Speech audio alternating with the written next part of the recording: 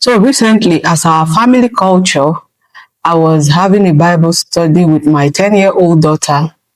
And on that day, she studied Acts chapter 1. And after explaining the Bible passage to me, I then asked her what she learned from that passage.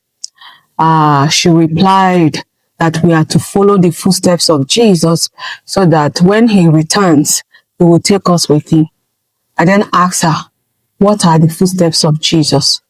She replied, righteous living, not lying, not stealing, and doing the things that God asks us to do. So I asked her, have you been following the footsteps of Jesus? She said, no. I said, why? She said, the devil will not allow her to do that. I said, where did you see the devil? She said, nowhere. I then asked, how did the devil stop you from following the footsteps of Jesus? She replied that the devil keep tempting her to do the wrong things, to lie and all that. But then I had to take time to counsel her and to tell her that as children of God, that God has given us power to say no to the devil's temptation. But then, isn't that what all of us do? We don't hesitate to shift the blame to the devil at any given opportunity. Now, I'm not saying that the devil does not have hands in our wrongdoing.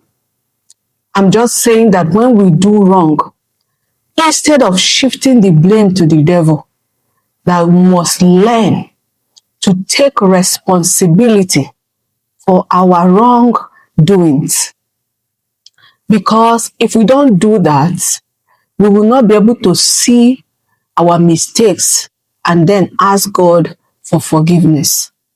And this is the same mistake that Adam and Eve made after the fall in the Garden of Eden in Genesis chapter 3. God asked Adam, have you eaten the fruit of the good and evil? Instead of Adam taking responsibility for his actions, he shifted the blame to Eve. And then God asked Eve, what is this that you have done? And instead of Eve taking responsibility for her wrongdoings, she shifted the blame to serpent.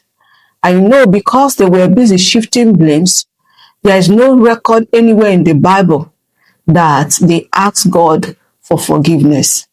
And as a result, they lost their dominion mandate to the devil.